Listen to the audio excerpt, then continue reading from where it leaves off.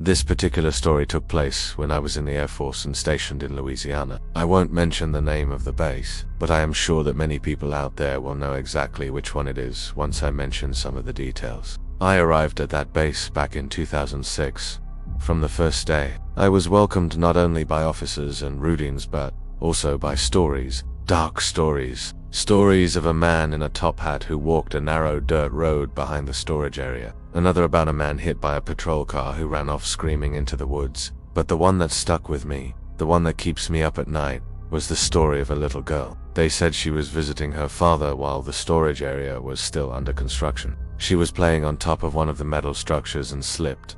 The fall killed her instantly. They say her scream never left that place. On my second night, I was paired with an airman who had been there for years. He took me straight to the very spot where the girl died. He turned off the engine, turned off the music, and just sat there in silence. The kind of silence that wraps around your chest and doesn't let go. Nothing happened that night, but the seed was planted. Fast forward 3 years, that place, the storage zone, had been mostly shut down. My partner and I were assigned to do routine checks. Just us and a cattle truck. Yeah, they gave us a cattle truck because our regular vehicle was in maintenance. We were supposed to do 3 random drive-thrus. The first 2 went fine, but the third, it was around 4 a.m. We drove in, locked the gate behind us, and began our last sweep.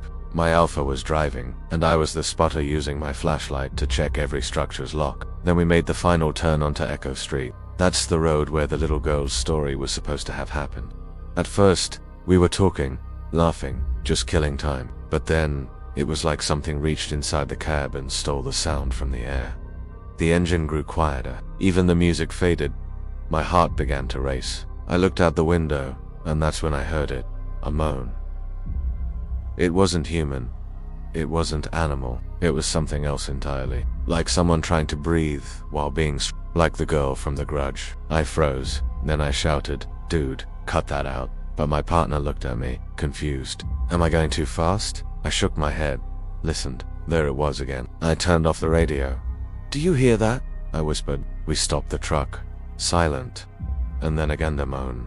Louder this time. More desperate. It echoed inside and outside the truck like we were being surrounded by something invisible but alive. My partner's face changed instantly. He whispered, "What the F***CK is that?" We waited again stupidly just to hear it one more time. And he slammed the truck into gear, gunned it, and we flew off Echo Street. He almost flipped the damn thing on the curve, but we didn't care. We needed to get out of there. At the gate, I jumped out, unlocked it with shaking hands while my partner watched my back. Then we sped out of there and locked it behind us. We went straight to our chief and told him everything. I expected him to laugh, to call us tired, delirious, but he didn't. He looked us dead in the eye and said, "I believe you. It happened to me twice. Once there, once in the jailhouse right behind us. I never went back to Echo Street. Never again. Especially not after dark." Now, I haven't told this story to many people except my wife and a few close friends. But what happened to me ...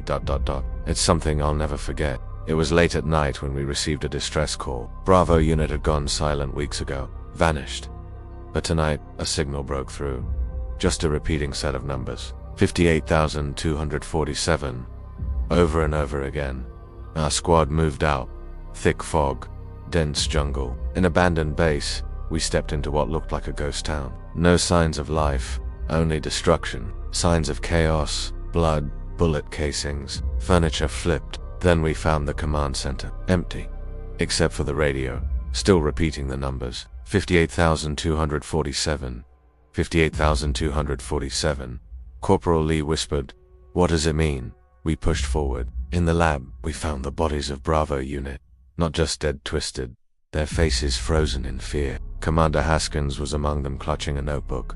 On it, the numbers, and a final note. "They're coming for us." Suddenly, we weren't rescuers anymore.